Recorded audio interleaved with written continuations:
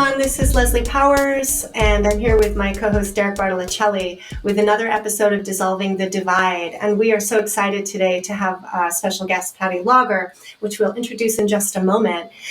And for our background, Dissolving the Divide is a series where we are bringing conversation and dialogue to topics that are often divisive between people, or that help explain how divisions happen between people, and is seeking solutions to that division by bringing a synthesis and unity and togetherness so that we can all work together towards freedom. So, Patty, we have a little bit of bio that Derek's going to read on you. Yeah, Leslie, thank you so much. Patty, pleasure to have you on. Pleasure to meet you for the first time. Honor. And I'm more of an IPA, but hey, I'm down with the lagers as well. Someone had to say it, right? But I'm not drinking beer. This is Master Lemon Cleanse, which I'm sure you're familiar with because you are a detoxification specialist. Awesome. As well as, under your Natural Law Health website, everyone can check it out. You are MSND, Doctor of Naturopathy, physiologist and biochemist, as well as a professor of anatomy and physiology.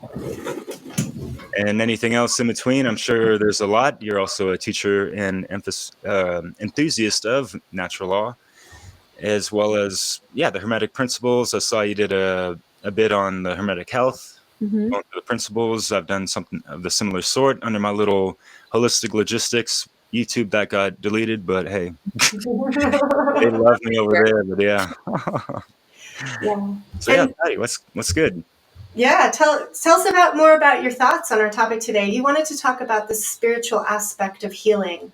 And, I think this will bring us into really what it means to be human in a lot of ways, because we are more than a bag of bones and blood and minerals. We're more than our biology. So tell us what you're thinking on this topic. Get us started here. Well, I went to a traditional allopathic medical school. That's where I kind of began my career back in the 1990s, a long time ago. And I just became very disillusioned with the whole practice of allopathic medicine. And I didn't really understand what allopathic medicine meant until later. But now that I see true healing compared to what I was taught as a medical student, and I also see the problem with, healthcare as a whole and how there is no true health in healthcare, not in, Western countries anyway. I began to divert away from this modality of maintenance. It's more disease maintenance than it is, getting to the root cause of health. And, I stepped away from it. And this was back in the 1990s when there weren't, or at least I was not aware of a lot of alternatives in, how I can help people heal. So I just decided to become a teacher. I went into teaching the sciences because I had a lot of background in it. Going to med school, you gain a lot of knowledge. But then I slowly became drawn back to health, focusing on my own physical symptoms because I realized, some of the things I picked up when I was in medical school because I started to work with more naturally minded physicians. First was Dr. Joel Furman, who at the time when I was in med school, he was running a water fasting clinic, and I did an internship with him. And I was just amazed by the reversal of disease that he was helping to his patients reach. And this is simply by getting rid of everything except water. And the body, in its infinite wisdom, knew exactly how to get to that true cause and reverse disease. I always share the story of one man, when I was down there, he was denied his 4th cardiac bypass surgery. And his insurance company said, we're not going to cover your next surgery. So you're kind of on your own. He had an occlusion, a clot in one of his coronary arteries. And so he reached out to Dr. Furman. He was like on day 30 plus of a water fast when I arrived. And the blockage completely went away. The body got rid of it. When we get rid of interfering with bodily functions and we let the body do what it does best, it knows how to remove the true cause. And that always stuck with me. And while I was interning with Dr. Furman, I learned a lot about natural hygiene because that was his background. And like I said, I did end up leaving medicine, but came back to natural hygiene because when I was in my late 30s, I thought I need to, take care of my health. It wasn't anything serious, but things that I personally wanted to see improve. And I got back to my roots and started studying naturopathy while I was teaching as a college professor, and later became a traditional naturopath. And I even spent a year working with Dr. Morse, who is a naturopath as well, and I became a detoxification specialist. So I've been kind of living in two worlds, if you will, teaching pre-allopathic students going into, the dark side, and then exploring, this whole other realm where health is something that people can control. So many people go to their physician as a bystander, as, okay, you tell me what to do and I'll just do it. What pill do I take? What surgery do I need? And it's a very mechanistic way of looking at the human body. And, my goal is to let people know that first and foremost, we're not machines. We are souls. We're spirits in a physical form. And all parts of who we are as humans are important and all should be addressed, not just the physical. And oftentimes, if you don't address those spiritual and emotional levels of health, they do condense into physical dis-ease. And I think those things need to be addressed as well, in addition to, doing the standard, making sure that you're balanced and you have the right nutrition and that you're, living a life that is not too stressful. So those are kind of the modalities I work with. Hopefully that's a great overview. Could you define natural hygiene a little bit more? Yeah, natural hygiene. It is actually it was a practice in I want to say 1800s, maybe even early 1900s, where many physicians and other healers were getting back to the roots of what health was. And it was just a set of principles of what people need to align with to find health. So diet is one of them. Your relationships is one, getting enough sleep, drinking the right water and getting enough water, getting enough physical exercise that's not too damaging to the body, because, there are things we can do that are considered exercise that are stressful, but there's other types of exercises that are more balancing. So it's just living according to natural law, if you will, because, we're all under this law of nature that we have to this is the rule book of nature that we have to abide by. And, to find health, those are just the principles to help people find health. And so that's really what natural hygiene is. Yeah, thank you. Mm-hmm. You mentioned that, about the soul and the spirit as being an active aspect of health, and that our spiritual and emotional conditions can help to manifest disease in our body. I'd love for you to expand on that. Yeah, in working with lots of clients, and I do this on the side of teaching, when I have a consultation with a client, it's much different than you would get in the allopathic world, where the doctor is with you for 10, 15 minutes and they're just looking for a set of symptoms, and then they give you a diagnosis and then off you go, right? And the protocol for every diagnosis is the same. When I work with a client, I talk to them for a full 2 hours, and sometimes we go over 2 hours, because I really want to understand where they're coming from and what they're manifesting in the form of symptoms is usually not just a physical issue, but it's also related to many shocks and traumas that are also spiritual and emotional. So there are shocks and traumas we endure throughout our life, many of which begin at birth or even before birth. I mean, it can even be connected to our parents and where they were mentally, physically, spiritually at the time of our conception. So, I like to do a little bit of a timeline with the clients I work with and get to know where they came from, because that helps me determine where to best focus, helping them reverse and, help them find a path to reverse what their illness is. And it's pretty easy to offer, the physical guidelines of how to attain health, like, proper diet and proper hydration. And I even throw in some herbs. But I do think there are other remedies that are for that emotional and spiritual level. Like the homeopathic remedies are perfect when you're looking at that level, especially the high potencies. They really address that. So there are certain homeopathic remedies like opium is good for fear. Nat Mur is good for abandonment, lachesis for guilt. And these things stick with a person. And that can manifest disease. I mean, I was just talking to someone not too long ago, and she was having symptoms of what she thought was breast cancer. It wasn't diagnosed yet, but it all began around the time when her sister had died of breast cancer. And these things, someone might mention it in passing, but that's an emotional shock and trauma that, if not dealt with appropriately, if those feelings are not expressed in a healthy way, they bury within the physical form.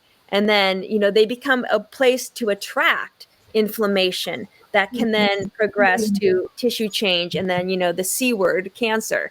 So, these diseases just don't come out of nowhere. There's usually a timeline, a history of what's going on with that person that leads to that manifestation. That's so fascinating. So essentially, an emotional or spiritual experience is having an energetic effect on the body that creates a vulnerability. Is that a fair summary? Yeah, I would say so. Yeah. I mean, because we are such dynamic human beings and we have such an amazing world that we live with, our internal experience as well as our external experience, all of these form and affect the physical manifestations of our health. And whether it be a state of disease or a state of imbalance or even, vibrant vitality, it's all, I think, at the heart of energy that you said that can, manifest or help to reverse the way we're feeling and the health we're expressing. Yeah, this is pretty much like the terrain theory, but on that metaphysical level, like the inner hermetics of one's temple, I guess, and what's really going on throughout the whole lifespan. That's really great that you do that type of lengthy consultation. And that made me want to ask, as far as like what you learned in the allopathic side of things. I mean, are there protocols to ask their patients, how is their quality of sleep? What kind of sleep do they get? What is their diet? Not just beyond food. Diet is also way of life and that kind of stuff. How is their emotional state, their mental state? Obviously, the first hermetic principle, first and foremost. And there's all these traumatic factors that you mentioned and other stress factors. And just like what kind of work environment do you live in? Is there a lot of EMF action or ELFs or, VLF or, very low frequencies, all these things that are attacking us, from the outside. But, obviously there's a lot of stuff going on the inside as well. So it just, obviously we understand, the institutionalization, since the Rockefeller medicine men days and all that jazz. But go back to my question, like, are doctors in the Western medicine world like taught these things? Because I know some chiropractors are, but not, MDs or whatever, right? No. And in allopathic medicine, that is not something I was taught. I don't know if they've changed it. I went to medical school in the 1990s. So unless it's changed, it was definitely not part of what I experienced as a medical student. Again, it was just looking at a list of symptoms, looking at blood work, looking at other assessments, X-rays, MRIs. And what's really unfortunate is that, and I learned this from Dr. Morse, who is a naturopath. When he works with his patients, his clients, he looks them in the eye. He's taking their hand, he's giving them a handshake and seeing the strength of their grip. And he's getting a lot of information just by like where certain wrinkles are on their face. I mean, he practices iridology, which is a way to assess the physical form using the iris as a map. But doctors, a lot of times, don't even look at their patients in the eye. They're looking down on blood work, They're looking at, what the MRI report said, and there's no true human connection. There's just this very, there's this displaced, like, okay, you're the patient, I'm the doctor, and I just need to know what drug to give you. I need to know what protocol that has already been established, what to follow. And I remember listening to an interview recently of how many doctors were confused when the pandemic began. I'll try not to say any words that will get this cooked off any kind of platform. But when the pandemic began, because they didn't understand why certain protocols were in place because they didn't make sense to them. And even regular doctors with traditional training were confused by a lot of this, but they still did it because it was what they had to do to keep their license, right? Chain of command, all that jazz, right? Yeah. So there's this. There's no human connection. There's not, their souls aren't in it, and that's what's really sad. And then the patient is at the other end of that. And what do you think is the biggest impact of that lack of soul connection and human eye-to-eye contact? Windows to the soul type of thing.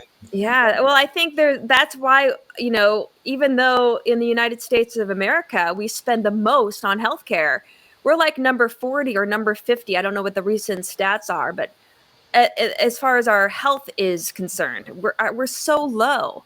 I mean, with all of the money that is poured into healthcare, we should be living vibrant lives. And I mean, there are certain cultures where you don't pay your doctor unless you're healed.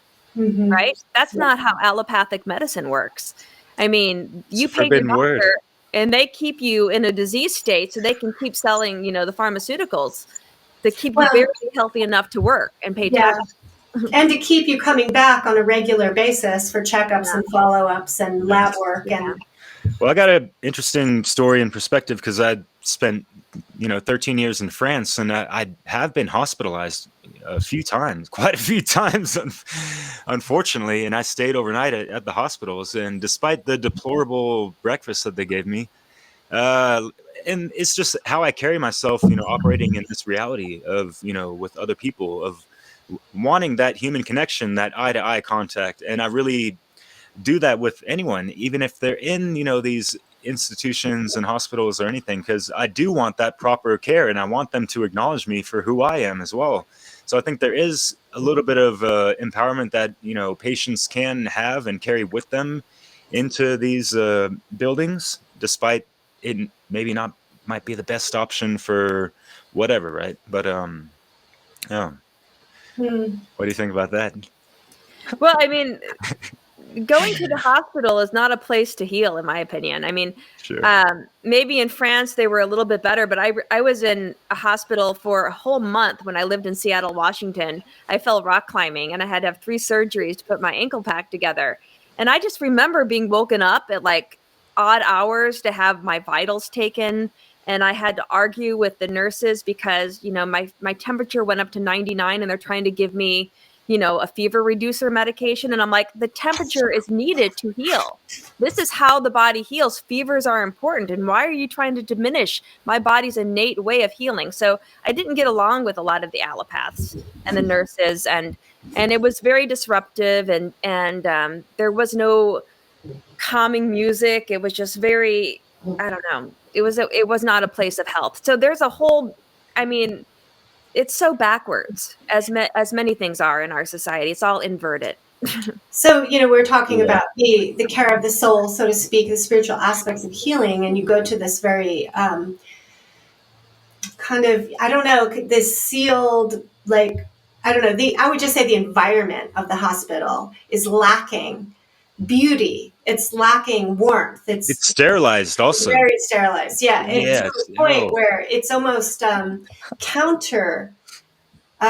it's counteracting the healing, I think, in some ways, and fear and anxiety that a lot of people experience while there as well. Exactly. Yeah. It is very enervating. And I know I've had clients tell me that whenever they get their blood pressure measured or any type of assessment by a doctor, they're so anxious. And, they have the white coat syndrome because that sterilizing kind of effect Again, it's not a way to approach another human being. We should be approaching each other with openness and with kind of this love and gratitude and reverence. And we don't have any of that. And, it's just diminishing the human experience and diminishing the human that needs the help. Yes. So just one point I wanted to repeat or highlight that I think is important distinction is the type of assessment. Where you're describing what you're doing in the naturopathic model, you're doing a very thorough, assessment, taking your time, getting to know an individual, looking them in the eye, making some physical contact, getting to know their psychosocial history, their emotional habits, all of that. Very thorough, taking time. So an hour, 2 hours, however long it kind of takes, and then probably taking your time outside of that session to really contemplate and individualize their care plan. And that is such a different model than you get maybe 15 minutes if you're lucky, mostly 5, walking in the door. And you mentioned in the allopathic model, typically they're just looking up what is the standard care plan for everybody. Right. Everybody gets the same thing.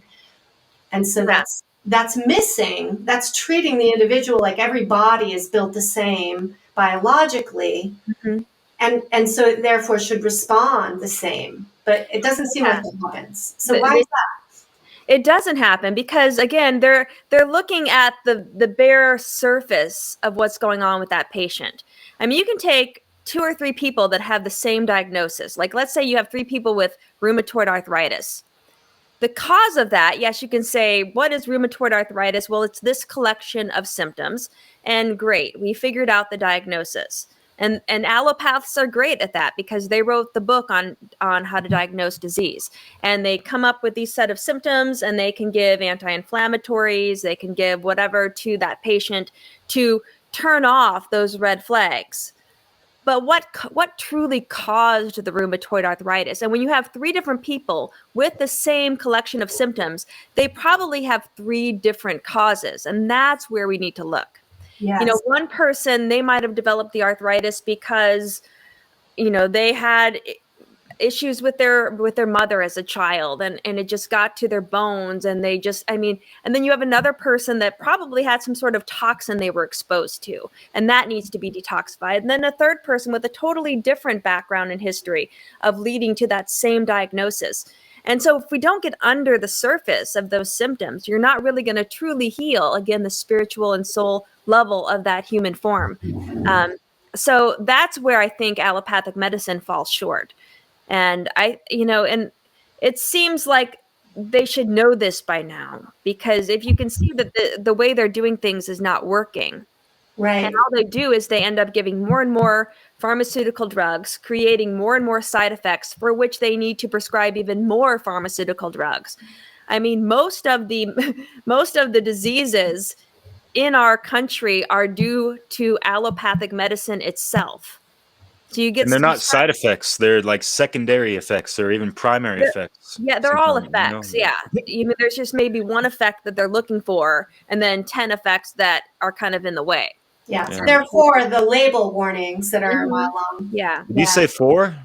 As in the 4-letter word that's pretty much forbidden in the pharmakia realm of things? The cure, or even heal, for that matter. Cure. Yeah, we're not allowed to say that word, are we? Well, that's why I'm not licensed. We are, but maybe not them. But yeah, I don't play by their rule book. But yeah. So another important point is the difference between treating symptoms. Like taking a diagnostic manual, I have like the mental health manual, and I go through and you can look at the symptoms that meet the criteria, right? And then you give a label. And then I think, in the I'm not sure how the doctors exactly work, but it seems like they then go to sort of the manual that says, this is the medicine that works for this label. And so they're treating symptoms along, and that's really clear when you look at how short their assessment is and how really unholistic they are, right? Right, yeah. Oftentimes it's just lab work, right? Numbers that they see in a blood test or something. And And so then that's very different than treating the cause of the symptoms, which is like a whole other layer or 2 or 3 or 10 back, because there may be very layers of causes.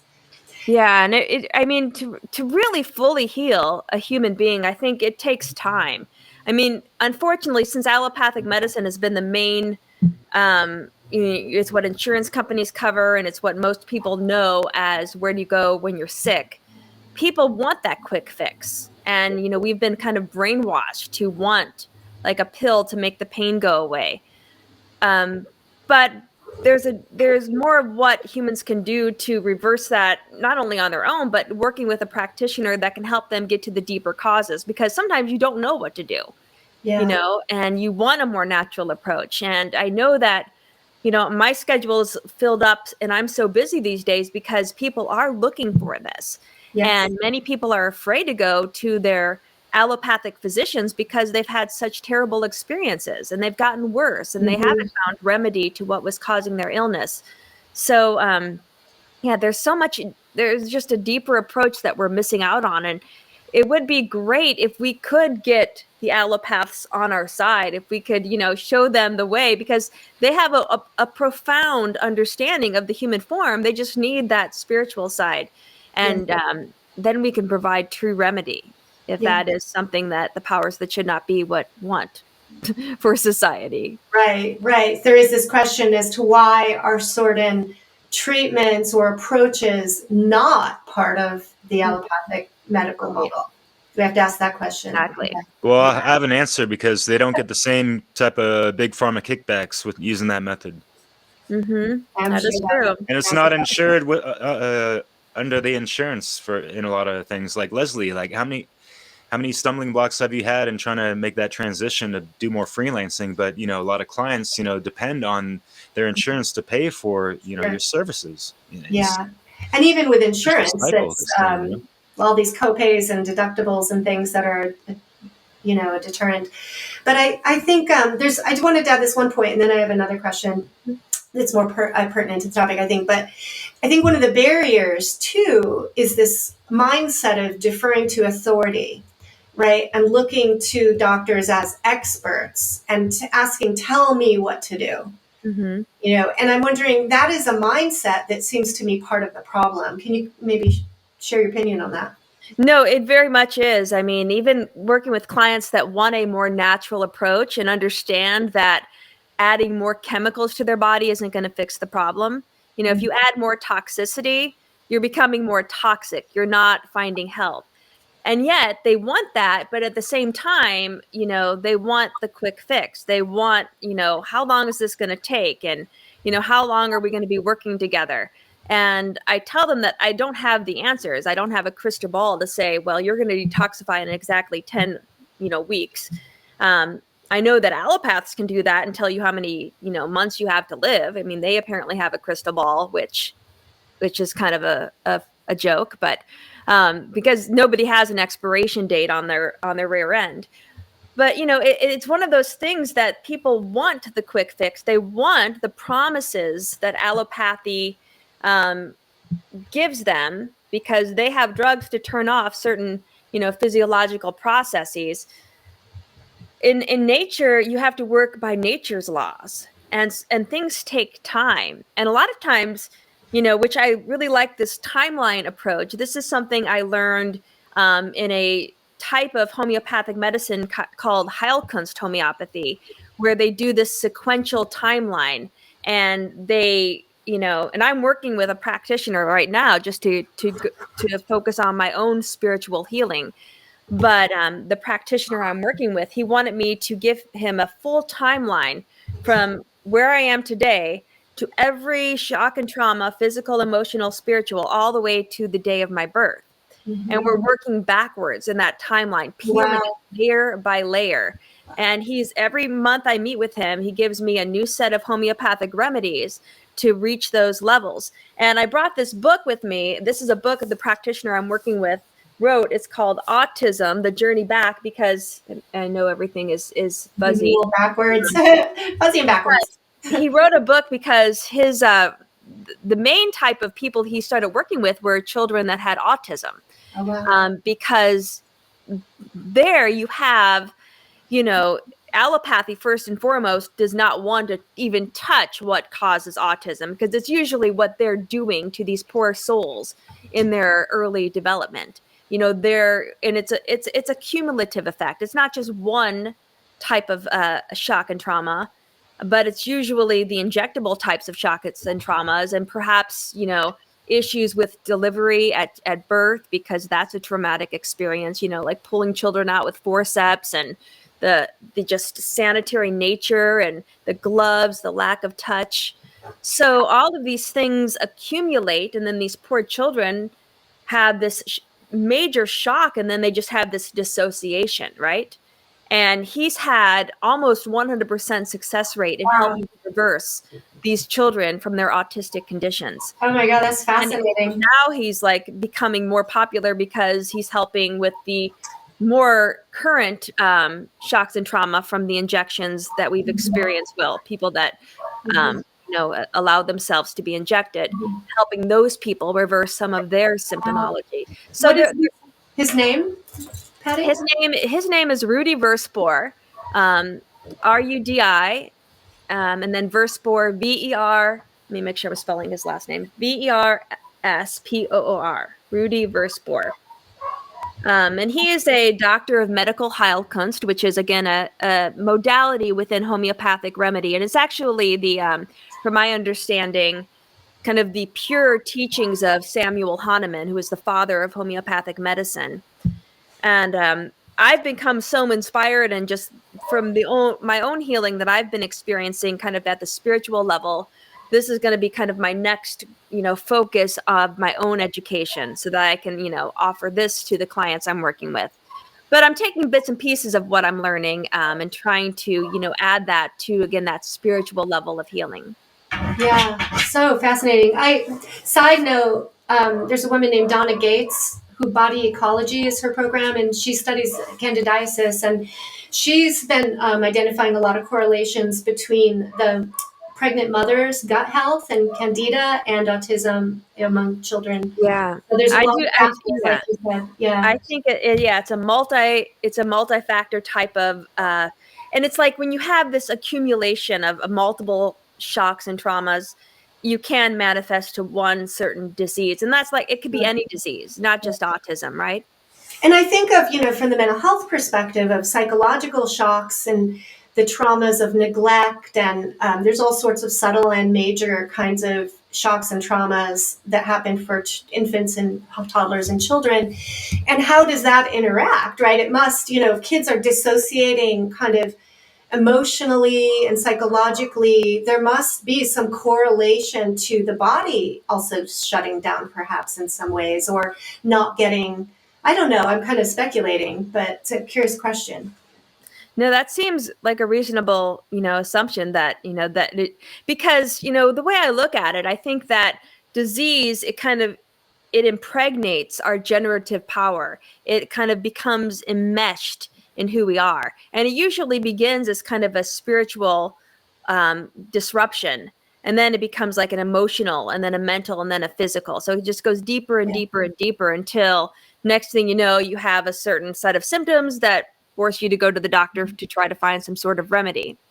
You think of a newborn infant, it's totally vulnerable and dependent on a caregiver, and the caregiver's attunement and responsivity to their needs physiologically, and that there's this start that happens, right, where I want to say this, that the left brain is pretty much not even developed, right, which is the analytical thinking part of the brain, the language part of the brain is not even developed till like 18 months. So the child is in like a right brain mindset, which is a relational mindset. So the whole start of a child's life, all our lives, is related to our emotional and spiritual kind of interaction with caregivers to meet our physical needs. Mm-hmm. I don't know, it's all interconnected. But I was thinking too about this time thing.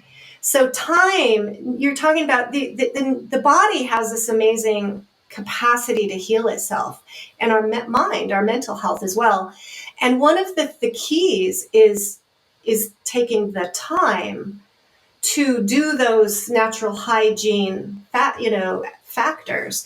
And our system's sort of set up where they don't really want people taking a lot of time to heal. They want workers back to work. Right. You want to give your medicine, get, have, short impact on the productivity of your job and hop Instant back. gratification. Right. And keep it, Easy pill. being, in the matrix, sort of being productive. So there's like, a disadvantage to the workforce economy if people were to really do what it takes to heal spiritually and psychologically and emotionally. Because they don't get enough sick days. What the hell, yo? But anyways, so what kind of divides are we really going to be getting at exactly? Because we're about half an hour into this, and I'd like to go over. I mean, all right, here's one real quick. People can bicker and argue about the whole what's causing autism. You listed a whole bunch of reasons, and people in the conspiratorial realm kind of like. And there have been plenty of mothers and fathers that have been victims to their, the needlecraft, causing issues with their children. With that aside, it's caused a huge polarity amongst, the anti-vax and the pro-vax and all this stuff. And it's like, all right, so can we not recognize that there's a serious fucking problem of like the rise of autism and all this stuff? And that's not to demonize autistic people, but it's not a natural way for humans to be born into this world. Let's just be fucking for real. So instead of people bickering back and forth, how can we synthesize and be like, all right, look, we need to address this problem, and so it doesn't happen, like, and get to the core causal factors, like you're saying, and dig down deep as far as the roots to this thing goes. Yeah. And who knows? But anyways. The education, right, which is what we're doing, and there's also barriers around this information being even distributed. Right. Yeah. It's such it's such a strange world we live in, because I remember when I was teaching, like back in 2006, I was teaching in Arizona at the time, and I was having just a conversation with another faculty member who taught early childhood development. And I was sharing with her some of my concerns about vaccinations in children, because, this is one of the reasons I decided to leave medicine, because I saw, well, first, a vaccine killed my cousin's child. Shortly after being vaccinated, her child died, sudden death, infant death syndrome, or SIDS. And even her pediatrician said it was probably from the vaccine, right? So that stuck with me. And there were other things going on. And I was sharing this with this coworker, and this was 2006. And she was so kind of interested in what I had to say that she actually had me come to her class, and we discussed childhood vaccinations and some of the things to look for and whatnot. Do that today, that would never happen. In the college environment I'm in today, this is 2023, especially during this pandemic. I mean, I had faculty members at a recent faculty meeting yelling, well, we should just force everybody to get injected because that would solve this problem. And I'm sitting there, what the hell are you saying? You have no idea the ramifications of what you are suggesting right now. And and I, other than myself, there was only one other person that I work with, and she's not even a faculty member. She's one of the techs that work in the lab, and she was the only other person that I knew that was against this thing. So we have like this problem with mind control, which government is mind control, that is dictating how people think, and they're just repeating this constant narrative that gets them on board with their agenda. And I think once we can step out of that mind control, then we will be on a better path to healing. But I think once we resolve the mind control, then we can get to the deeper healing, because when people are stuck in that thought that they need something, like we need to force this. It's and this is why, we're all kind of in alignment with natural law as, a foundational way to kind of live in society. I think that some of the solution may be coming from the problem, right? You said that more and more people are reaching out to you because they're not getting the healing from the mainstream system, or they're starting to see that things aren't matching up and adding up there, and they're wanting alternatives. So there is something happening here, an alternative to help dissolve this divide of, in the allopathic versus, kind of complementary holistic medicine, mind and body and spirit. And so we can now reach, be available, be available for those people who are seeking alternatives. Yeah. You had mentioned Rudolf Steiner in our pre-conversation, and that his works have influenced your views on this. And I would love for you to share more about his work and how that fits in.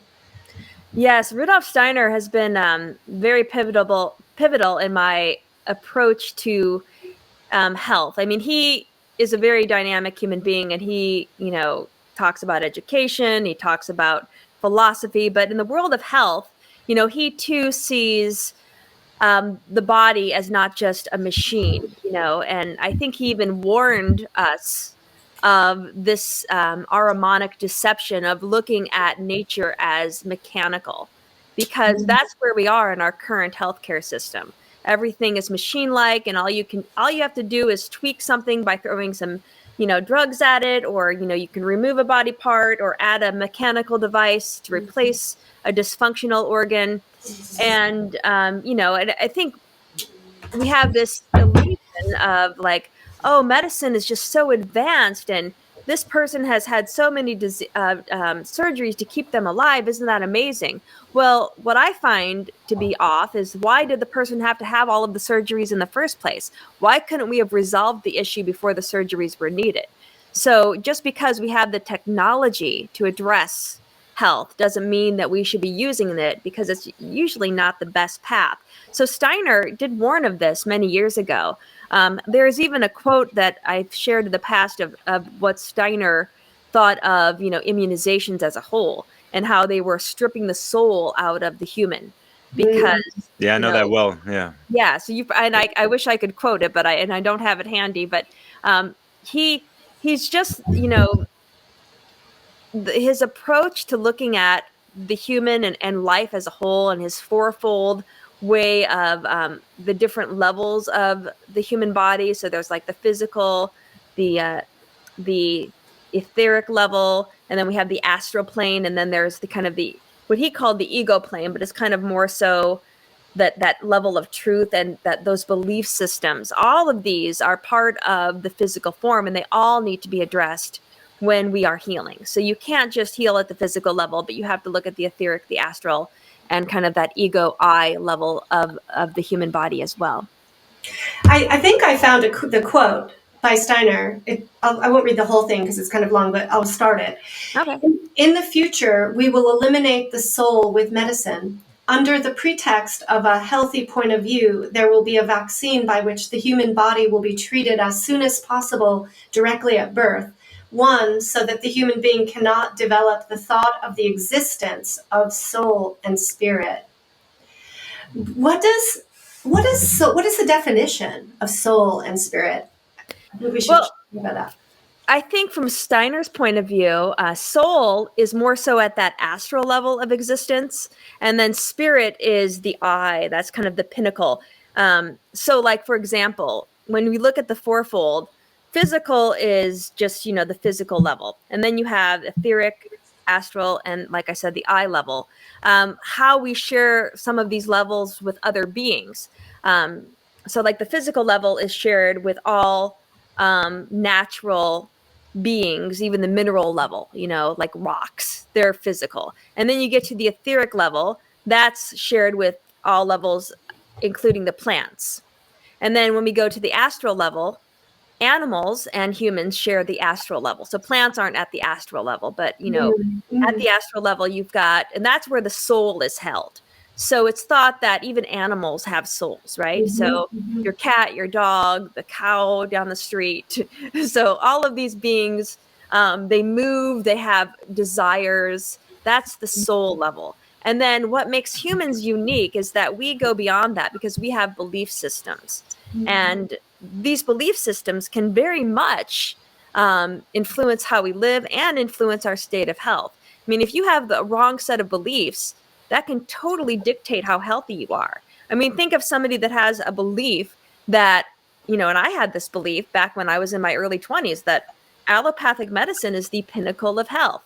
And that's why I wanted to be an allopathic medical doctor. And the people in the white coats I thought were the heroes.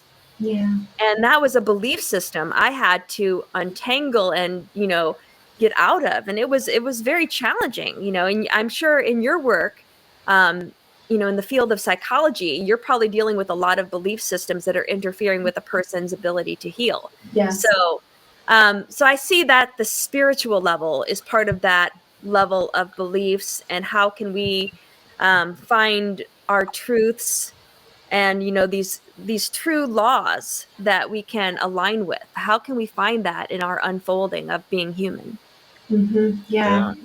And how can we show others who are yet to really fathom, that, how we can benefit themselves and just activate that soul essence, that soul spark within themselves.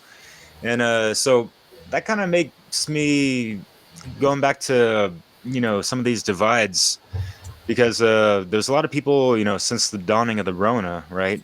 The contagion myth, it's off the charts with people like germaphobes and whatever, and like, not to make fun of anyone, but there's that polarization at this point with a lot of people, unfortunately.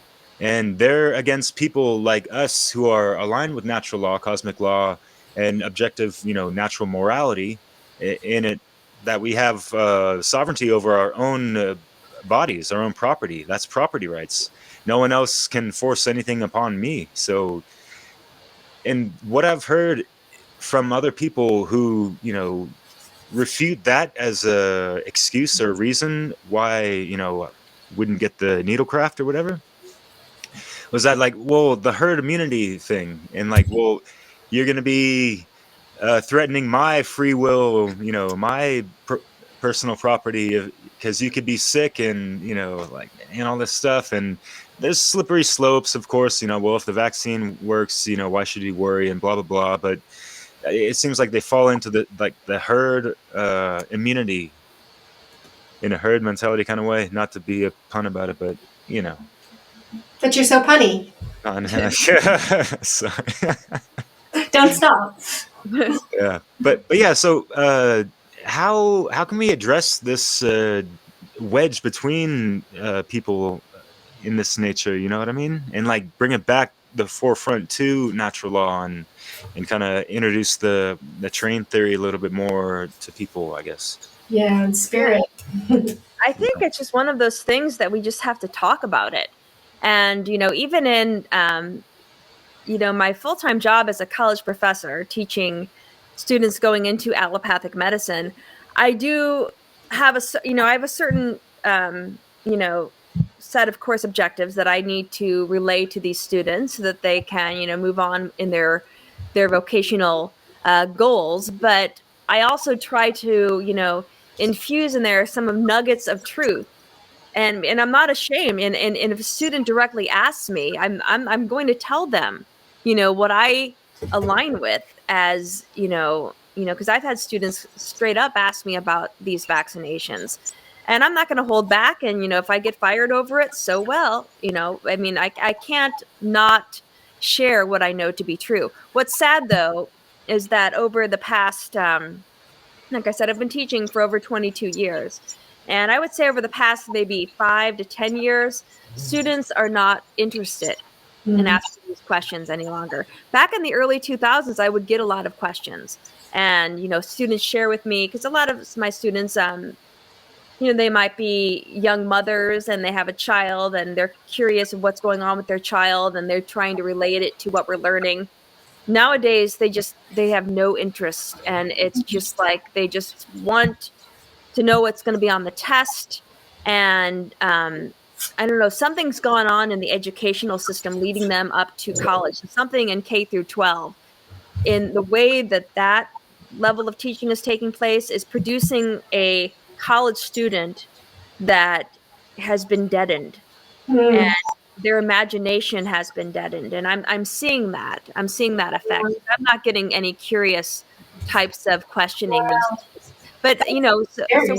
when I try to bring it up, it's like, well, if you don't care to know, I guess I'll just stick with what is on the course objectives, because I'm not going to bring it up when it's not been asked, if that makes sense. Yeah. Well, that's scary and interesting as to why the curiosity and the Mhm. question asking is missing in today's students. Yeah, and I would have thought, after, because during the pandemic I was teaching remotely, which was such a disservice to all students. I think that lack of connection.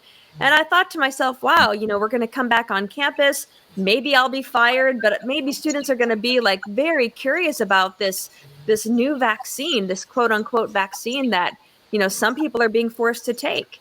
And I know a lot of the students going into medicine are going to be forced to take, because, that's Mhm. part of their stupid rules. Mhm. Nobody cares. Nobody wants to know. Um, I mean, they had a debate about vaccinations. I think at one point I wasn't invited, because I think you know where I stand, about, it was pro-vaccine agenda. It was some of the biologists in my department talking about how great Mhm. vaccines are. Had I been on the panel, I would have given them my thoughts on that. But again, they didn't invite me. So Yeah, it's interesting. It reminds me, I worked in a mental, well, it was a health center that was really aiming to be integrative, bringing behavioral health, medical, the medical health and the dental. And they were also doing medical assisted substance abuse treatment. They started to get on to that because it's kind of a bandwagon that's happening right now, this idea of harm reduction and medical assisted treatment for addictions. And there was a training offered through partnership insurance. It was offered through the insurance company in the state of California, and it was supposed to be like new and alternative approaches to treating substance abuse. So I was like, oh, cool, let's see if I get something new. And all it really was an indoctrination around the idea that addiction is a disease, that is a medical condition that you cannot fully heal from. It's lifelong, and therefore we don't need to be thinking about fully bringing people to abstinence or full healing, but instead, just settle with the fact that they may not be on this medication for the rest of their life, and that's the best they'll have for quality. And I was sitting here like starting to get angry, and seeing this agenda really in this class with this professor they took out of retirement to come and teach. And my colleague was like, well, wait a minute, what about the spiritual aspect of recovery? And they had nothing to say about that at all. and that this is at the heart of what's wrong with healthcare these days. I mean, addiction is such a terrible disease, and I don't like any disease. Everybody has a different causative factor. So there's no way medicine in its limited way of looking at health can even approach addiction, because it is a soul spiritual level of Yeah. disorder within the human body. So unless you're looking at the soul and spiritual level, you're never going to even touch addiction, because Yes. there's something these individuals have such a depth of pain, Oh, and yeah. that they're abusing themselves to such a level that now they're addicted to something just to kind of maintain a normal day-to-day life that is slowly killing them. I mean, it's just so destructive, and Yeah. it's so sad that these souls have no place to go Yeah. to find It remedy. is a physiological trap, right? Mhm. That occurs from overusing or abusing substances, but that is again not the root cause Right. of the problem. And I think I'm grateful for like people like Dr. Gabor Mate, who talks about Exactly. Yeah. alternatives, and there's some other folks. Mhm. But I think it brings us back to that idea of the spirit, and looking at the spiritual component of healing and of happiness and in life itself. Mhm. And if we don't look at the actual kind of conditions of life in the world that people are experiencing, that is sort of stealing their soul and their spirit, and then making them more vulnerable to physiological problems, right, then we're missing the mark. I had a question about, do you think, okay, pharmaceuticals, medicines, and I'm sure there aren't any research studies to answer this question, but I'm curious, how does medicine affect the spirit, affect someone on a spiritual level? Does it have an effect? Well, I think a lot of it depends on what medicine you're talking about, because there are, herbal medicines that I think are more holistic because you're dealing with the whole source of a plant that you're using to try to deal with an imbalance. And I think in many cases, even allopathic medicines can do this to some extent as well, because there is one level of health that deals with homeostasis and imbalances. So, although allopathic medicine has also used some of this in suppression, because I don't think suppression is any way to cure a thing. It's just, pushing off the red flags of, hey, something's wrong. But if there is a true imbalance, yes, that's one way to provide health, is to,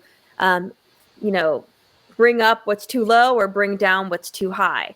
And so herbal remedies can do this, and certain allopathic medicines can do this. I mean, there are people that have endocrine glands that don't work, and so they need a hormone replacement. Like if you have a pancreas that is not secreting insulin, you need insulin to live, right? And so there are helpful things that can get a person by. Although I would say to that, well, why is the pancreas not producing insulin, and what can we do to get to that root cause? Because that's just, going at the superficial level of fixing the problem. So the medicines, the remedies that I think do get to those root causes, here we're dealing with a different law of medicine. And, with dealing with imbalances, we're dealing with the law of opposites. But with homeopathy, we're looking at the law of similars. And you're finding something that has a similar manifestation that can help the body reorient and reestablish, normal function. And that in many ways does get to the root cause, which is why I'm, fascinated with homeopathic remedies. And like I said, Rudy Verspoor, who wrote the book on autism, that's what he's using. Those are the medicines he's using to reach those levels of soul and spirit to find, to help the body align with true healing. Wow. But you can't do that without also affecting the physical. So if you just do the homeopathy without addressing, proper diet, proper hydration, proper sleep, you're not going to get to full health. So you still need to eat a healthy diet. You still need to rest. You need to find nurturing relationships and, positive self-talk, a lot of what you provide. So we do need like a diversity of practitioners to help people in all of these different realms. So, that's the type of healthcare system that I would like to see and be a part of. And I wish that could replace our current system of disease maintenance. Yeah. Yeah, the law of opposites, the law of similar. So that's kind of taking the law of polarity, the Hermetic principle, into the healing and looking at extremes, where people are at maybe where they are maybe out of balance, doing assessment and bringing them back. And it's like a different lens of assessment in a way, where allopathic could be used in a very positive way. It could, I don't think we need to throw out all of allopathy. I just don't think it needs to be, the primary go-to, which is what Rockefeller Medicine and the Flexner Report has made it to be.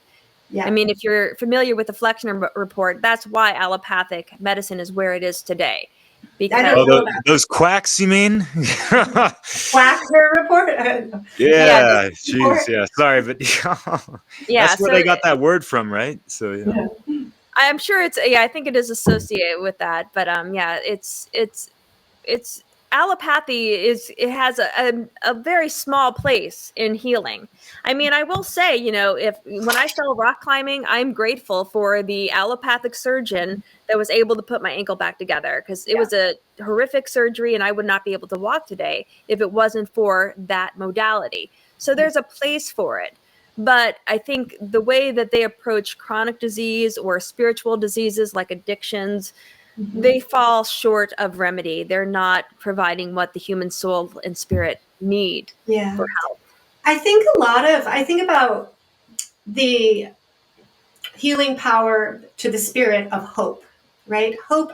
Some people downplay hope. To me, hope is a spiritual vitamin, you know, and people need to feel hopeful. They need to have faith, you know, in something, someone, right? That's kind of where people go. They put their faith external. And I think when you're ill, when you're sick, when you're hurt, that is a crisis in your life, and people are afraid. So there's this real impetus to like almost a desperation. And sometimes I even find myself like turning away from some of my principles around like homeopathy or, you know, natural herbal healing sometimes in some conditions, right? Because of fear. Mm-hmm. And there is a spiritual aspect of just going to a place of healing, connecting with someone who you believe is going to help you, taking a medicine that you think is going to decrease your symptoms. There's a lot of research on the placebo effect. Mm-hmm. So how does that weave in to your view? Well, I think it weaves into the power of the human mind and the human spirit to create its own health.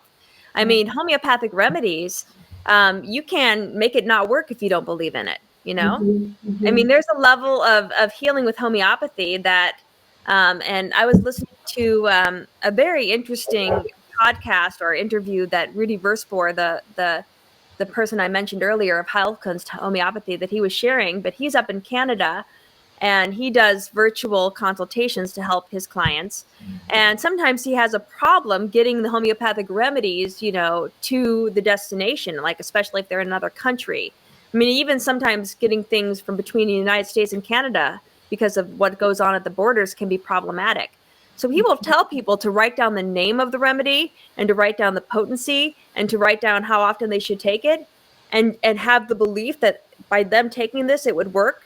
And that's the remedy, just just writing it out. So that's part of the interaction of both the patient and the doctor together, coming up with an energetic way to provide health. And perhaps it's placebo, but it works in many cases when you can't get the physical remedies to, you know, the patient. And when you think about what homeopathy is, it's an incredibly dilute form of something that was physical. You dilute it so many times that you just have the pure soul energy of that remedy in a more energetic form. So, but yeah, placebo effect is real. You know, this energetic way of healing, I think it's something that many people dismiss because it's not physical. And since we have such a, you know, high regard for physical form and mechanical and things that we can measure as being the end all be all, we put the blinders over, you know, on our eyes so that we can't appreciate energy and the medicine of energy. Yeah.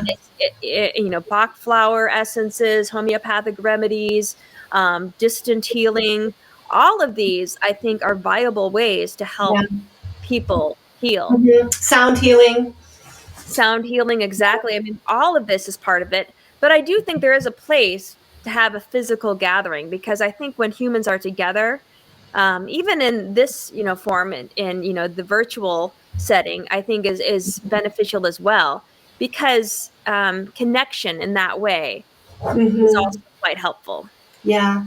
One book I read that really impacted me was called Kitchen Table Wisdom by Rachel Naomi Remen, I think. And she was a medical doctor, I think a psychiatrist, who kind of transformed her whole way of looking at healing and health. And she shared a story about her own health crisis where she had like some kind of abdominal wound or injury, and she had to go in to have surgery, and her guts were opened, and she had some complication, and they weren't able to stitch her up. And she had to come out of surgery with her guts wide open and just wait, basically, for the body to heal itself. And she was terrified when she looked at her wound and had a lot of doubt and fear around, like, how could this ever heal itself? And over time, you know, she kind of blocked the view from her eyes, and this miraculous body healed itself. It sewed itself back up. And when she looked again, her body was like back together. And she had this profound experience of knowing that there is a healing spirit within us. There is a healing force that operates on its own within our bodies, right? And I found that so vitally like important, like to realize. And I think that if everyone could know this, like our health would be very different. We would heal in a very different way. With EMDR, which is something that I'm trained in, eye movement desensitization and reprocessing, it's a trauma treatment, and we work with bilateral movement, usually eye movements.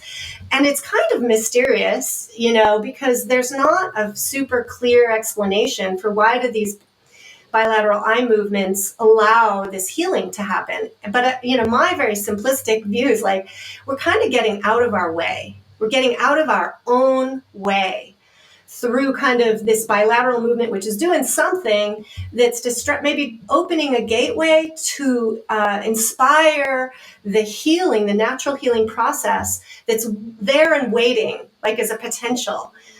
But somehow we block it. And I'm not sure, I think we block it in a lot of different ways, but I think, a lot of it is psychological. I don't know. Yeah, there could be the psychological blockages to healing, and then I think there's a lot of physical blockages to healing as well when we get to the simplistic level. I mean, this is why things like juice cleansing and water fasting and the master cleanse, these things, because they're just very direct ways to nourish the body, and you're not adding a lot of extra junk for the body to have to detoxify. When you remove all of the other things that take away energy from healing, the body heals more quickly and more thoroughly and deeply. And that's really part of natural hygiene as a modality as well, because you're giving the body right diet, right sleep, all of the parameters that will nourish that innate healing. Like the author you mentioned, whose body just healed, because yes, we all have this inner healing. And our body constantly wants to heal. And that's one of the things I try to, relay to the clients I work with, is that your body wants to heal. Mm-hmm. You just need to know how to get out of its way, because it's already doing that. You have to have faith in that ability that you will heal. That's amazing. Yeah. Tell us more, share more about detoxing and why that's important, how that helps almost like any healing process.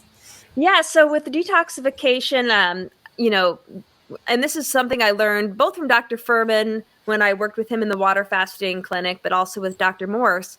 Dr. Morse uses more like raw foods, raw fruits and vegetables and herbs to help the body detoxify. So in both cases, you're limiting what the body has to work with to digest food, because digestion energetically is quite demanding.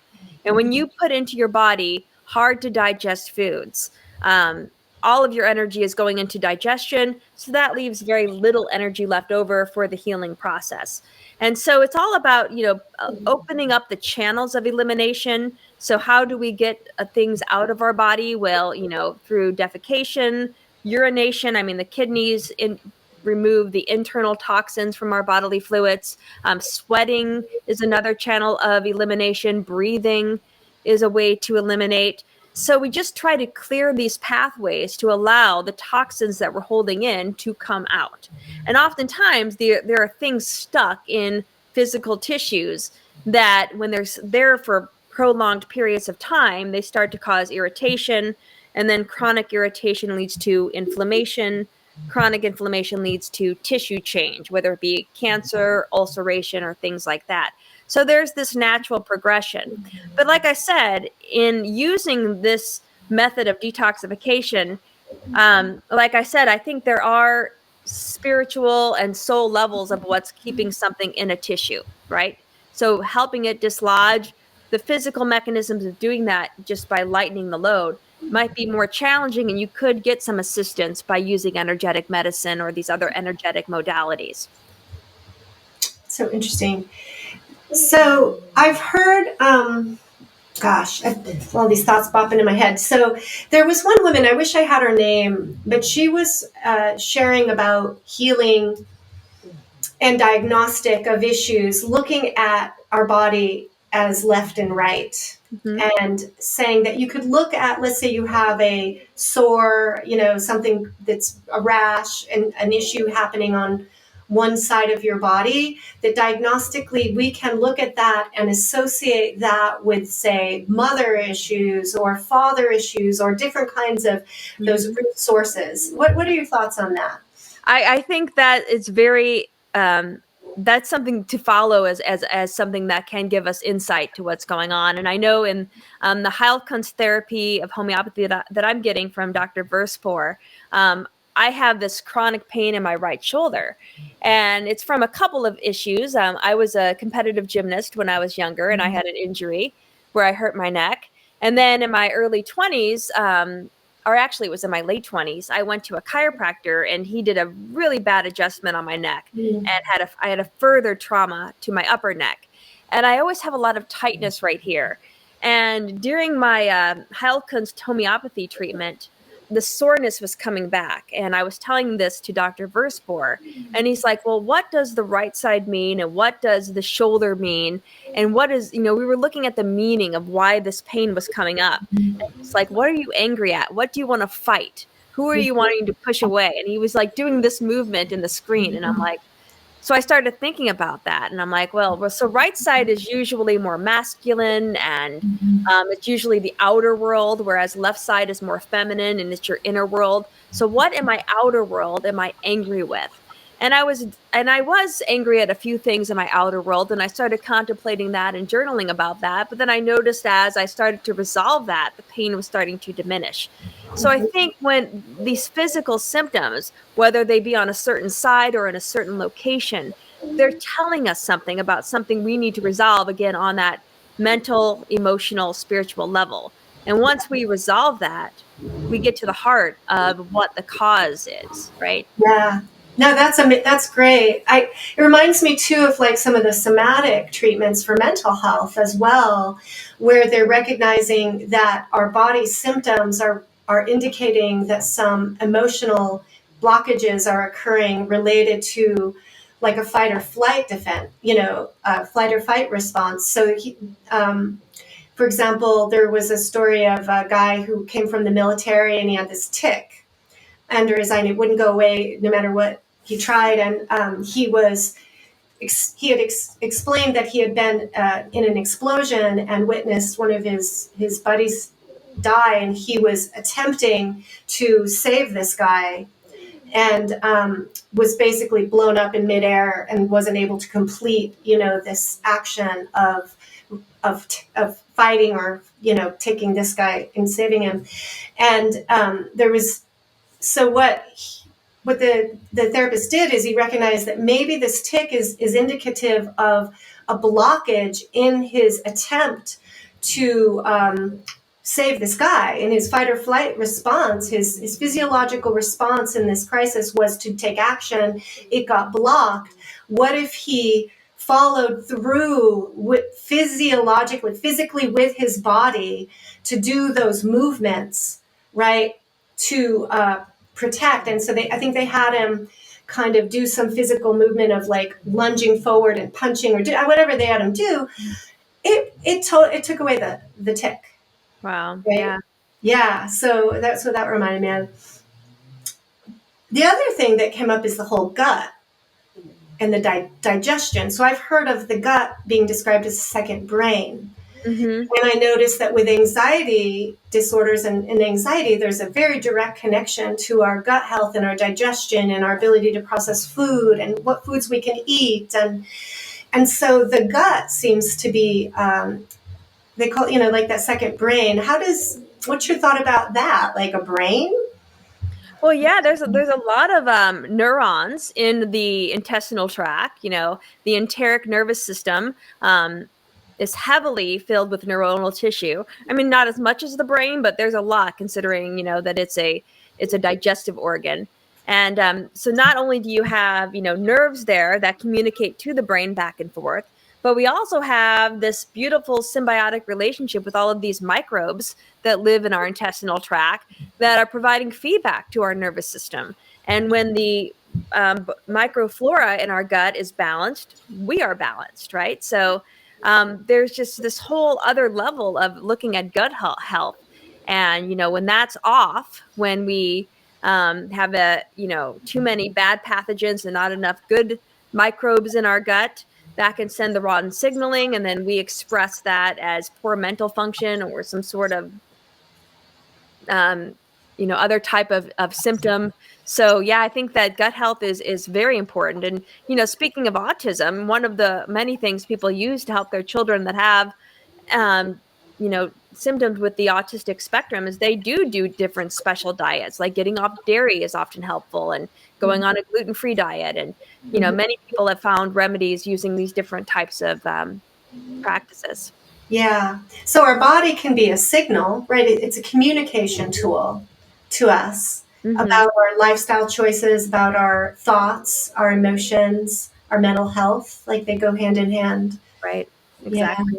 Yeah.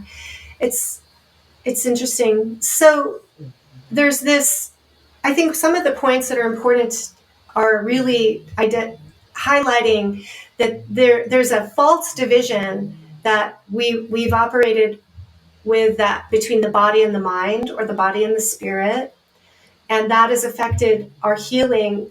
It's reflected in our healing system of allopathic medicine, where it's really separated out just the body. But yeah, you're really highlighting you can't do that. It doesn't exist that way in nature. Right. It's not real for us.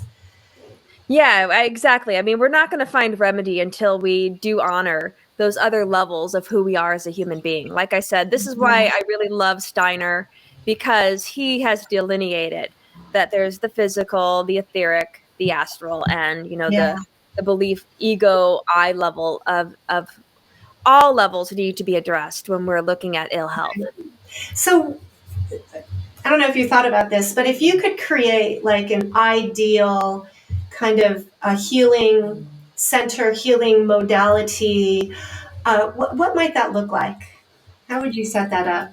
Wow. I mean, I think that it would be a place of communion where people could come together and, connect with others, because I think there is something beautiful about human connection, and even like letting other beings with us as well. Animals can be very healing for many people.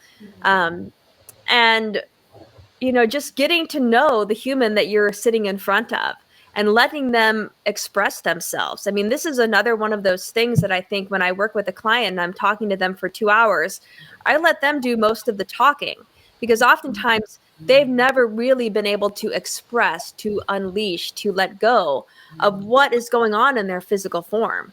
Like I said, the doctors have 15 minutes with them, and they can only share so many things. So they pick like the top 5 of their aggravating symptoms, and they get that out to the doctor, and the doctor, prescribes a pharmaceutical drug for that. But, really letting the patient unfold and release everything that they're feeling, not just physically wise, but what is bothering them mentally, emotional problems they're having. So I think when we can allow somebody to really express themselves in that way, and heal on all of those different levels, and also provide, the remedies that, according to the law of opposites, will help them find balance. And then, using the law of similars to address those emotional shocks and traumas that are impregnating the generative level of their existence. That's a holistic way of looking at how to help the body heal. So, and it would take different practitioners with different specializations. So I think that, someone that can do more counseling would be quite helpful. And then another person that can do somatic work, getting the body to be in alignment. And then another person that is better able to find the correct homeopathic remedy. So, and the herbal remedy and all of it. So, we need kind of a holistic approach to health. It's not just one pharmaceutical to turn off these different symptoms. That doesn't do it. Yeah. Yeah, totally. And so people are so programmed to just go with the mainstream, oh, my parents, they went to the hospital, we're going to do that. Oh, we're signed on to Kaiser Permanente or whatever, right? And a lot of programming also comes from television. There's umpteen programs throughout, decades, like ER, even Scrubs and like New Amsterdam or all these things. And what I'm noticed, because I stayed at my parents' house and they watched a little too much TV, but to each their own. Sometimes they'll watch some of these programs and they'll try to act well, they're actors, but they're talking about like some spiritual stuff, like, oh, go meditate and stuff like that. Not, it's more like coworkers between themselves, and I think they kind of mention it sometimes with their patients to a degree. And I feel like it's just an over glamorization. It's not really based in reality. It could lead towards, hospitals and other doctors that might watch this, to be more prone to be more spiritual, but, it gives the audience a false perception of what the hell really goes on in the hospitals, right? Yeah, I think that, television and the whole Hollywood system, I think they do try to add a personal touch to physicians, but they still glorify allopathic medicine in many ways. I mean, I used to, and I hate to admit this, but a long time ago, I used to watch soap operas. I used to watch Days of Our Lives. And when you look at Days of Our Lives, the good guys are always the doctors and the cops, right? So those are the ones doing the good work. And they have this whole emotional world and the dramas that they're dealing with, because it is a soap opera, right? It's a drama, a daytime drama. And I always found it curious. I mean, when I started shifting, I mean, I don't watch that nonsense anymore, but when I started shifting the way I thought and learning, from people like Mark Passio, I really started to critique these programs. And that's what they are. They're programs, because they're trying to get the humans that are, being entrained by that program to think a certain way, to think that your doctor is going to heal you. Because look, they're just like you. They have this emotional world that they live in. And, but I don't know if that's the means that we're going to gain their ability to cross over, to break free from, their limitations and their licensure and all of that. Sure. What advice would you give an average person who's starting to awaken to these issues, but still, very involved with their kind of mainstream doctor and so forth? What would you advise to them about, maybe questions to ask, ways to think? How could they shift their point of view as a consumer? Well, I like to tell people, because I get a lot of people that come to me with cancer, and they're afraid because they have seen family members just deteriorate, undergoing like chemotherapy and radiation therapy, and so if they're exploring treatment options, I give them a list of things to talk to their doctor about and to ask for like true measurements of how effective is this treatment. So, I want to know, like, I don't want to know just like what is the 5-year survival rate, but I want to know, what is my life experience going to be taking this medicine? Am I going to be thriving? Am I going to, what are my symptoms going to be? I mean, they need to be, and it's unfortunate, but humans need to be, their own advocates, because the medications that are prescribed to you are probably going to cause a lot of negative effects, and some of them are going to lead to new diseases. So you need to be aware of what you're getting into. Yeah. Right. And so, like I said, I don't think that throwing out all of allopathy is necessary. I mean, I don't really participate in allopathic medicine because I'm very cautious of what they're going to give me. Like I said, if I have a traumatic accident and I have to have bones put together, they're excellent. They know what to do. But other things, I think, when you're dealing with chronic diseases like cancers and, various autoimmune diseases and these degenerative diseases, I think you need to ask questions and try to find out, like, ask your doctor, would you take this chemotherapy? Would you give this chemotherapy to your child? Would you give this chemotherapy to your mother? Because I know many physicians that do not do that, even though they give the chemotherapy to their patients, because to keep their license, that's what they need to do. And that's the sad state of affair, because their license dictates what they do, even though they might know better, or they might be more cautious if it was their own decision to make. Yeah. That's a good question about, would you take this yourself? Would you give this to your mother, your daughter, your wife? Right. Because I have seen that sometimes the answer is no. Right. Yeah. I had an experience. I took a family member to a walk-in clinic because of some stomach pain and was worried that maybe there's a hernia. I don't know. But it was ended up being like more of like an irritable bowel, maybe a leaky gut, some diagnoses that really aren't seen as real even in the main allopathic system. And the provider who was seeing us, she at one point kind of separated out her language and she said, well, in my role here, there's really not much I can do other than offer this like reflux medicine, or I don't know, whatever it was. But she said, separate from this as an individual who I've had similar issues, this is what, she offered some cleansing stuff and bone broth or whatever, but she made it clear to say that that's kind of like, she's saying it not as the doctor. Right. I found that really interesting. Yeah. And it's good to see that they do have that compassion, that they're willing to speak up for their patients. Some do. That's nice to see, because some of them wouldn't even bother just to give that advice. Yeah. Yeah. I think it's helpful. Like from my point of view, I would definitely want to ask, if I were to go to a mainstream medical doctor, I would want to know their point of view on alternative, holistic health approaches. Are they going to laugh at that? Are they going to poo-poo it? Are they, oh, sure, if that feels good, do it? Or are they actually going to, see it as a legitimate treatment? Right? That makes a difference. Yeah. And I know some medical schools, at least I know they were starting to become open to complementary medicine. I mean, there's a whole field of complementary medicine in the world of allopathy. So there is a crossover, and there are some doctors that are just kind of going all the way to the other end of the spectrum and saying, hey, forget medicine, jump on. Like there's this one woman I just found, her name is Dr. Brooke Goldner, and she wrote a book called Say Goodbye to Lupus, because she reversed systemic lupus erythematosus using natural modalities, using just a high fruit and vegetable raw foods diet. And she uses maximum nutrition.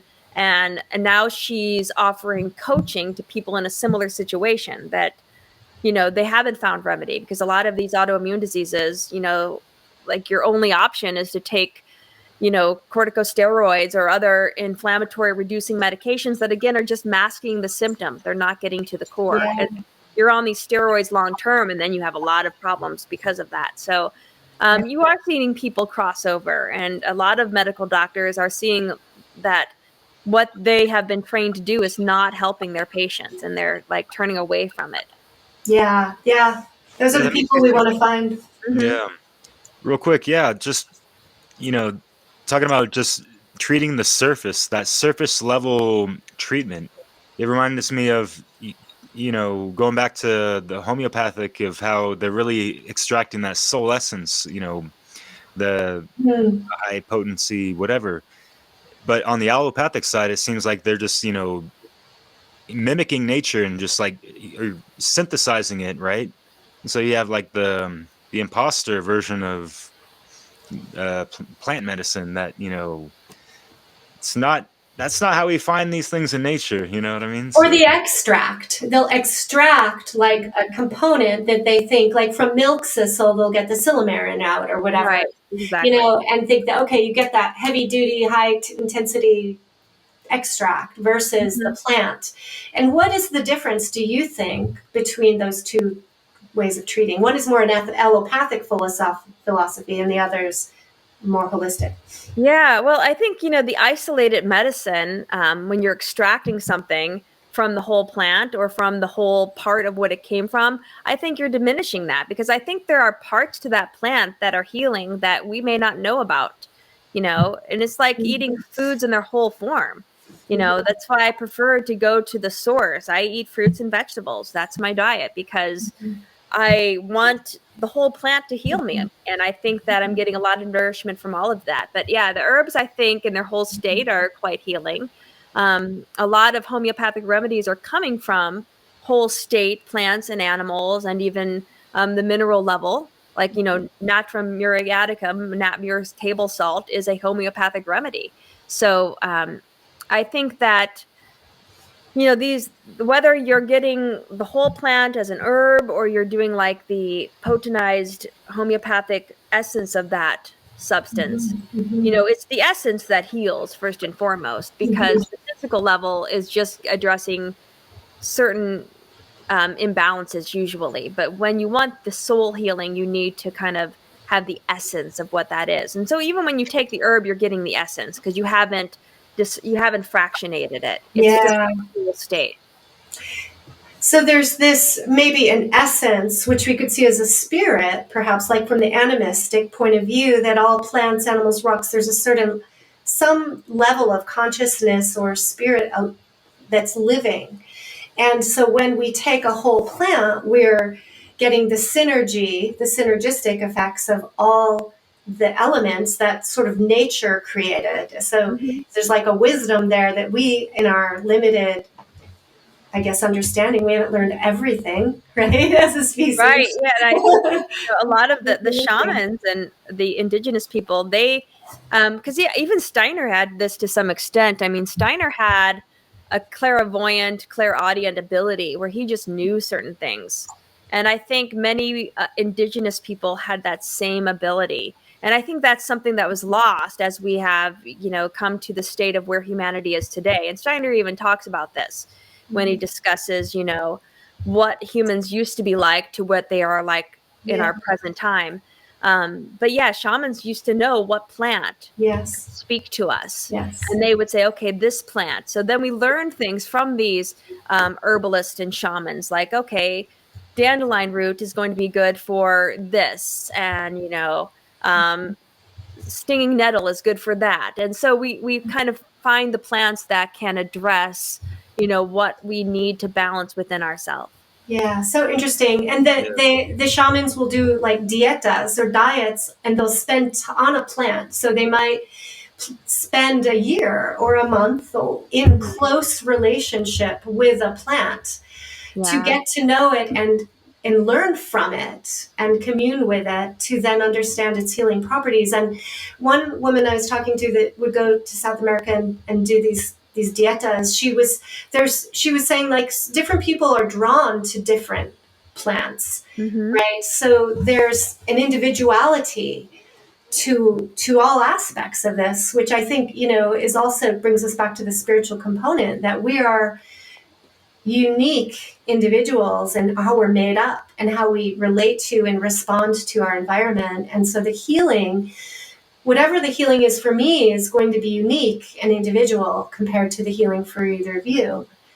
Yeah. Because you're the CEO of, your own 30 trillion cells you got up in your body that makes up, the beautiful, wonderful self that you are. And going back to shamanism real quick, it's like, I'll just drop that in when people want to argue with me, talking about how Western medicine is the best. I'm like, go tell that to the shaman. You know what I mean? Like, you think they're down with that, the quack scene crap or whatever the hell? Like, that is not, like, it doesn't exist in their world, and they get along just fine.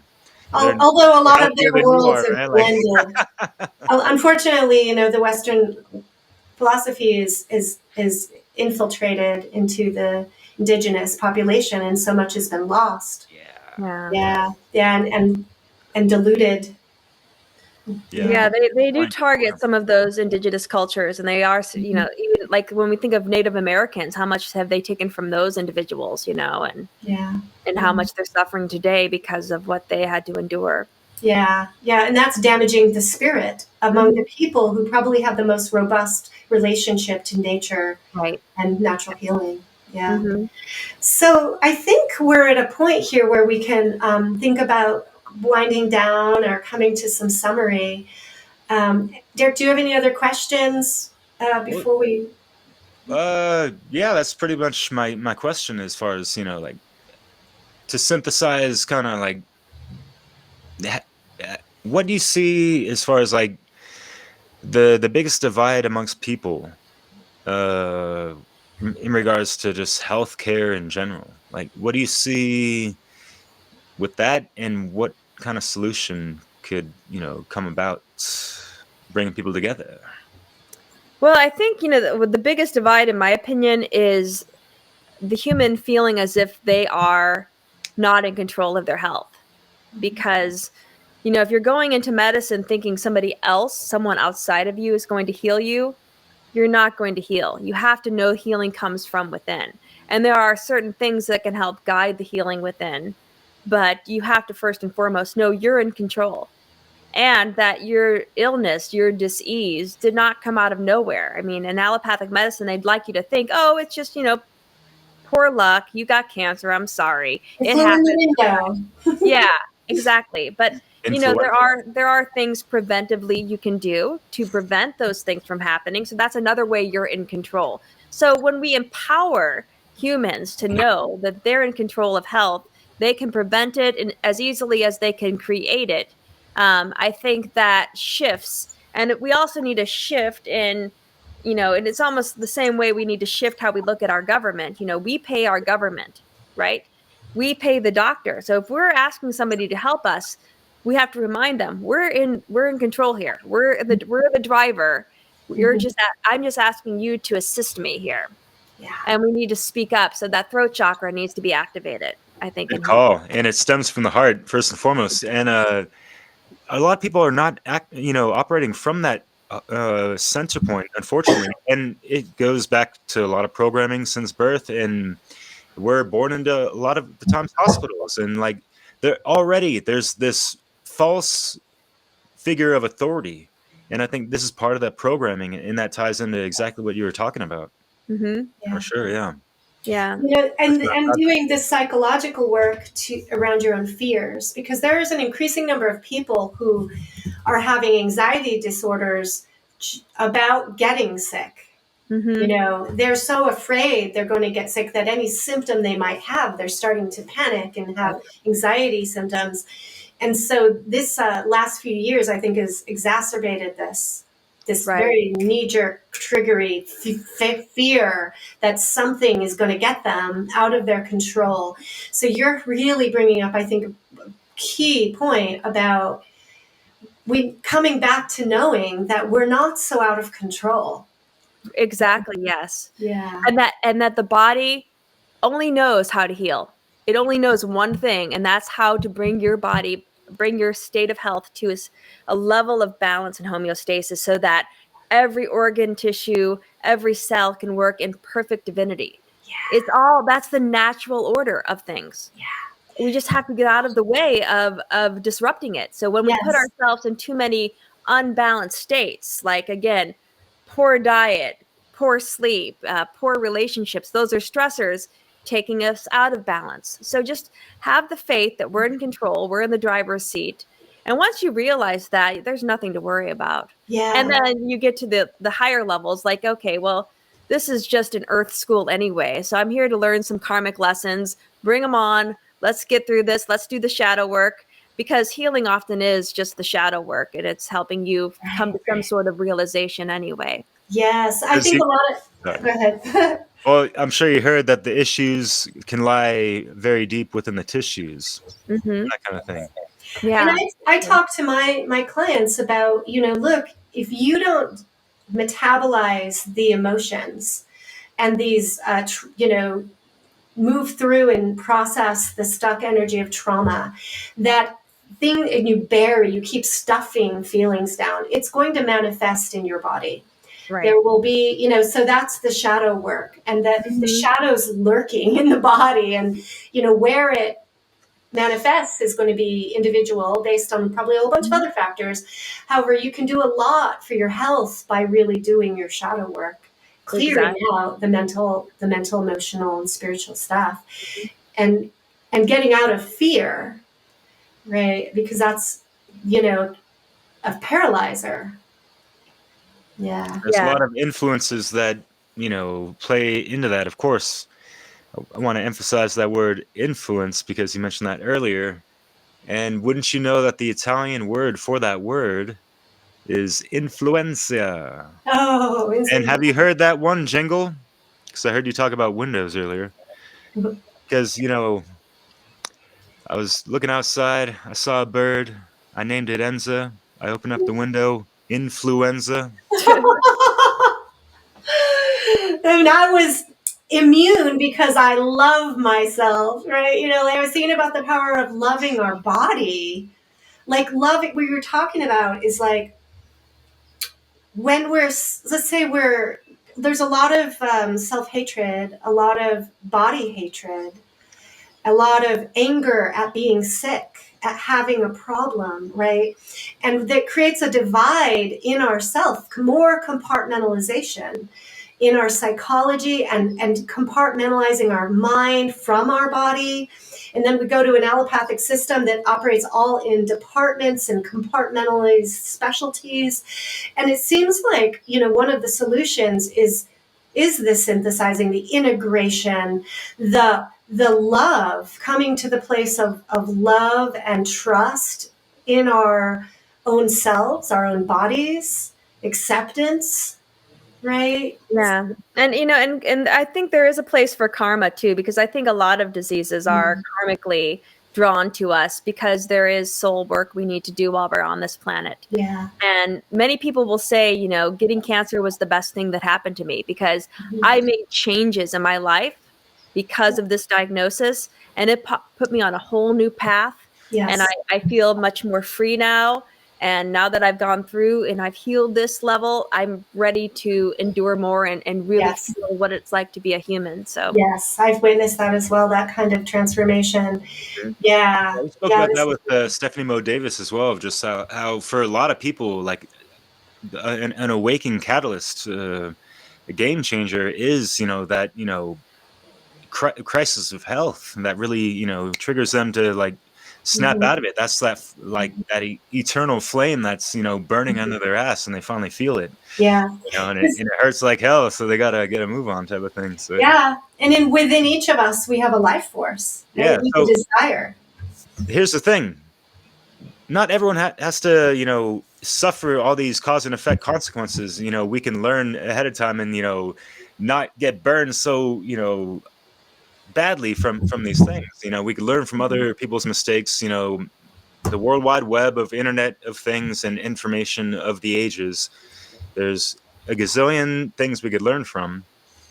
I'll share something for me real quick of just, it really goes back to the power of the mind. And what you said, Leslie, made me think of like, it's kind of like that reverse placebo effect when you start to, have the fear factors kick in because, you get the sniffles, or you start, you get sick. Wow, big deal. Let your body deal with it. Listen to Patty, to like get out of the way, your body helping yourself. Like just fuel it with the proper stuff and don't feed it any of that junk, and yeah, so much. We could do a whole talk on this.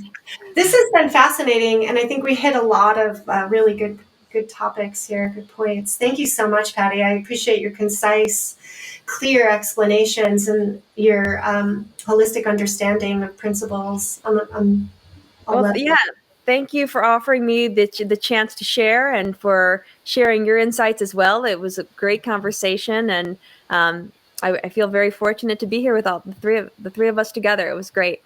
Yeah, I think there's opportunities down the road for more collaboration. I think bringing Stephanie Mo Davis in to that would be lovely. I would love our heads all together. It'd be really, really dynamic. So thanks again, Patty. And thank you. You do. Yeah, totally. And is there anything else you'd like to share or declare? Because I know that you're going to be participating in an upcoming conference. There is this one coming up before that, though. But what is it?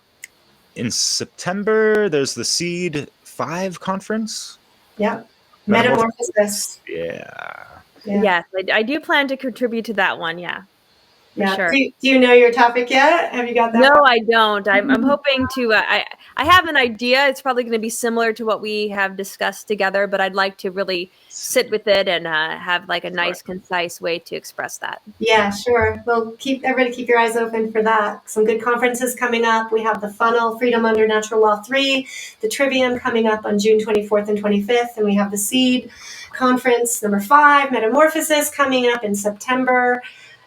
Lots of things going on. You can catch Patty in September and keep your eye out on her website for her other offerings. Do you want to share a little about where people can find you?